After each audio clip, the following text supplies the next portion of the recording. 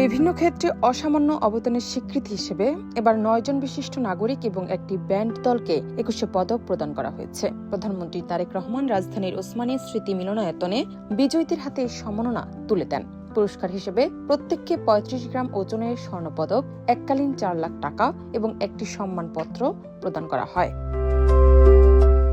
চলচ্চিত্র অঙ্গনে অসামান্য অবদানের স্বীকৃতি স্বরূপ পদক পেয়েছেন কিংবদন্তি অভিনেত্রী ফরিদা আক্তার ববিতা, 3 শতাধিক চলচ্চিত্র অভিনয় এবং 4 বার জাতীয় চলচ্চিত্র পুরস্কার বিজয়ী এই গুণী শিল্পী অরুণোদয়ের অগ্নিসাক্ষী ও অশনি সংকেতের মতো বিশ্বজয়ী চলচ্চিত্রে অভিনয়ের মাধ্যমে ঢাকাই সিনেমাকে আন্তর্জাতিক উচ্চতায় নিয়ে গেছেন।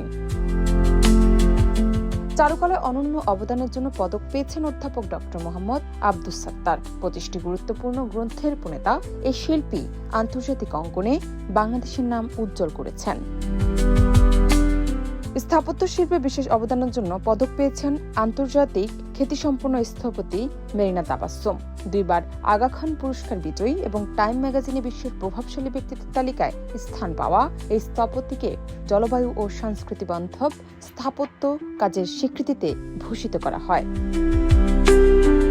সঙ্গীত ক্ষেত্রে মরণোত্তর পদক পেয়েছেন বাংলাদেশের রক সঙ্গীতের কিংবদন্তি আয়ুব বাচ্চু। তার পক্ষে পদক গ্রহণ করেন সহধর্মিণী ফেরদাউস আক্তার চন্দনা। একই সঙ্গে দেশের ইতিহাসে প্রথমবার রক ব্যান্ড হিসেবে দলগতভাবে পদক জয় করে ইতিহাস গড়েছেন ব্যান্ড ওয়ারফেস। সাংবাদিকতায় পদক পেয়েছেন প্রবীণ সাংবাদিক শফিক রেহমান। বাংলাদেশে ভালোবাসা দিবসের প্রবর্তক এবং সাপ্তাহিক যায় দিনের মাধ্যমে সাংবাদিকতায় নতুন ধারা সৃষ্টির স্বীকৃতিতে তাকে সম্মানিত করা হয়। শিক্ষা ও গবেষণায় বিশেষ অবদানের জন্য পদক পেয়েছেন অধ্যাপক ডক্টর মাহবুবুল আজম মজুমদার। বিশ্বমানের একাডেমিক ক্যারিয়ার ত্যাগ করে দেশে ফিরে গণিত অলিম্পিয়াড ও ডাটা সায়েন্সে 2 দশক ধরে কাজ করার স্বীকৃতি স্বরূপ তিনি এই পদক লাভ করেন। গ্রামীণ লোকজ সংস্কৃতি ও পালাগানকে বিশ্বব্যাপী তুলে ধরার জন্য পদক পেয়েছেন ইসলাম উদ্দিন পালাগার। নৃত্যকলায় শিশুদের জন্য বয়স উপযোগী শিক্ষা নিশ্চিত করার আন্দোলনে নেতৃত্বে দেওয়ার স্বীকৃতি পেয়েছেন আরতি আহমেদ।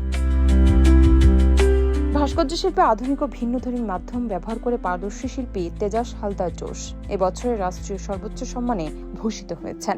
পদক প্রদান শেষে প্রধানমন্ত্রী বিজয়ীদের অভিনন্দন জানান এবং দেশ গঠনে তাদের সৃজনশীল কাজের ধারাবাহিকতা বজায় রাখার আহ্বান জানান। জানাত নিপু, দেশ রূপান্তর।